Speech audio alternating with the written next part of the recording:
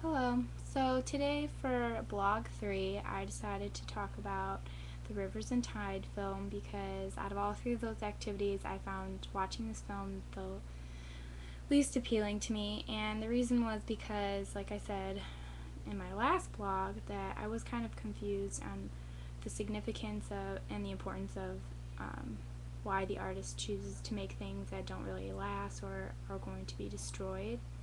So I kind of had a hard time with that, and I also found it to be kind of frustrating to watch him do it because he was so involved and he worked so hard, and then it would just break or wash away or just be ruined. And there's only a few things that I saw that actually lasted. So I think that's one of the reasons that the film didn't appeal to me. But there were three things that I really found actually pretty cool. The first thing that I found really interesting was like how creative he was. That, you know, for most people you just look at an empty field and you just see it, see the landscape. But for him, he really appreciated it, and he kind of went around to see what he could do and what he could make out of it. And I liked how he did the sheep's wool, I think it was, along the rocks, and then he did like the trail of the dandelions. I thought that was really pretty, and I really liked how creative he was, because I thought, wow, how cool somebody could make something like that out of something that I never would even think was possible. Another thing that I thought was really unique was the final product, or the final product of all the things he made, like especially the one that he made out of rocks that kind of looked like an egg. It seemed that he made a lot of those, and it was kind of cool because it just looked so fragile, but at the same time they looked so strong. I don't know how to explain that, but I just thought they were really cool.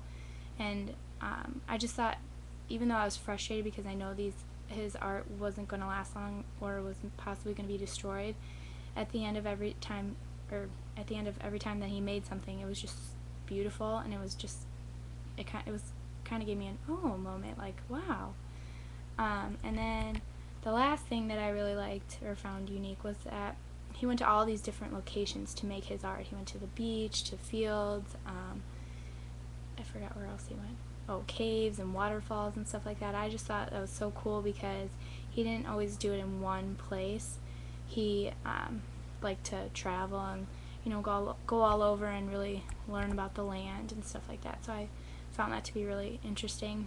And I think what I learned about myself through watching this video was to, appreciate the world around me, because I think that sometimes when I rush through things, I don't really appreciate what's around me and, maybe how beautiful or pretty it really is. And especially traveling to all the places that he went, it was amazing to see all those different places and stuff like that. And I think another thing I learned about myself was to be more creative, because I like to do art and stuff like that, but I kind of now want to branch out and maybe make things out of things I never thought of, just like the artist, because I just really thought how cool it was that he went into nature and made things.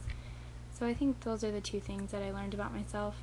And I think another thing that I learned about myself was to not get so frustrated, because watching that movie and knowing for me that a lot of his stuff wasn't going to make an impact or wasn't significant in the long run made me frustrated. But I think maybe just appreciating things that I do in the moment, even though they may not make a huge impact in the long run, I think that maybe that's something I've learned about myself and maybe will continue to keep working on.